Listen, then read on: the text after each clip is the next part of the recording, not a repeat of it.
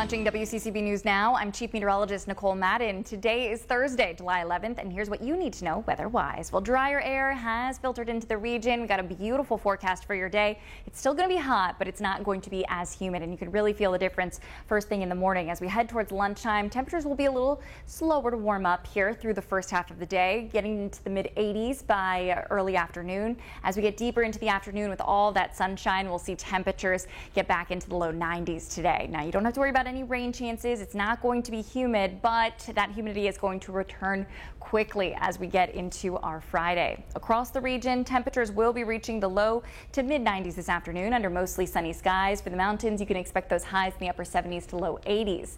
As we move into the start of our weekend, we got a disturbance off the coast of South Carolina that is going to be bringing more wet weather with stalled boundary that'll nudge back into the region. That tropical moisture will spread across the Carolinas, leading to some rain for the region, and for some areas closer to the coast, we're talking about a lot of rain in a short period of time. So there is a flooding threat here for areas east of the of 77 towards the coast. We're talking about more than 2 to 3 inches for some spots. Now, the rain desperately needed. Latest drought monitor shows that almost both North and South Carolina under some form of drought. Just 0.27% of the Carolinas here without any drought at all. But we are seeing that severe drought now stretch across parts of the foothills.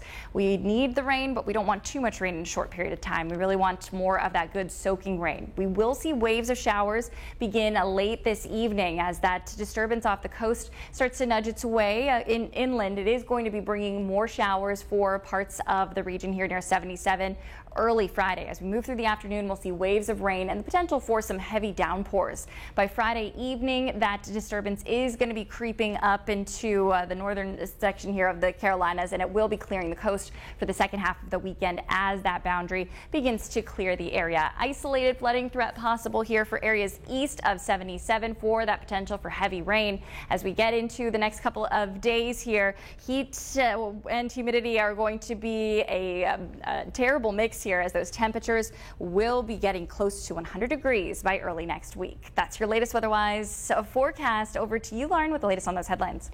All right, Nicole, thank you. Tensions were high at a recent Monroe City Council meeting. The majority of council voted to censure the mayor after remarks he made on social media. It stems from a proclamation the mayor issued that supports overturning Roe v. Wade. Council member Gary Anderson says the surprise proclamation was the final straw in a series of unethical and unbecoming behavior from the mayor. Anderson says there were also 2 social media posts where the mayor calls people who don't agree with him narcissistic beta males and snowflakes, and in another post that he, quote, eats bullies for breakfast. CMPD is offering a $10,000 reward to anyone with information about a string of shootings in Charlotte. Detectives believe 4 shootings in the Metro and Steel Creek divisions are connected. 1 person is dead and 3 others are expected to be okay. The first shooting happened in North Charlotte early Tuesday morning, shortly after 1 a.m. Police were called to Statesville Avenue and Tipton Drive. 58-year-old Mustafa Muhammad was found dead in the road with an apparent gunshot wound. The second happened just a few minutes later at the intersection of Newland Road and LaSalle Street. Police say a bicyclist was shot but not hit. The third shooting happened when someone fired from a car into a group of people standing at Catherine Simmons Avenue. A woman inside a home was hit by gunfire. She is expected to be okay. The fourth shooting happened on Hillary Circle when the suspect fired at another person on a bike. That cyclist was hit but is expected to be okay. Anyone with information about these shootings is asked to call Crime Stoppers. Chaos erupts inside Bank of America Stadium following Wednesday night's soccer match. Video posted online shows a fight break out between soccer players and fans. It happened just moments after Colombia and Uruguay wrapped up the semifinal match. It's unclear if anyone is facing any charges.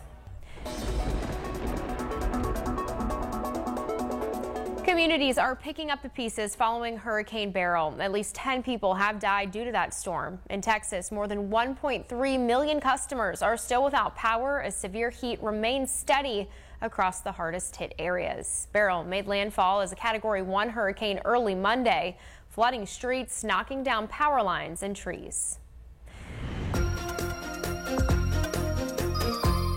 North Carolina-based nonprofit Samaritan's Purse is stepping in to help those impacted by Hurricane Beryl. A disaster relief unit, which has a tractor trailer filled with tools and equipment, is heading to Texas today. Groups of volunteers and staff are coordinating with local churches and emergency management in Texas to determine where most help is needed. Samaritan's Purse also sent aid to Gaza. 13 CMS graduates are embarking on their next phase of life. The grads are now City of Charlotte employees. CMS and the City of Charlotte commemorated the occasion with a signing day at the West Charlotte High School Blake Auditorium. It's part of the Education to Employment initiative between the two entities. Students apply to entry-level positions within the Charlotte Department of Transportation, CHARMEC 311, and the Department of General Services. One graduate says it's a great option for someone who may not be ready for college. All right, remember you can stay updated on the latest news throughout the day. Be sure to follow WCCV Charlotte on Instagram, Facebook, and X, and we'll see you back here tomorrow morning at 9:15.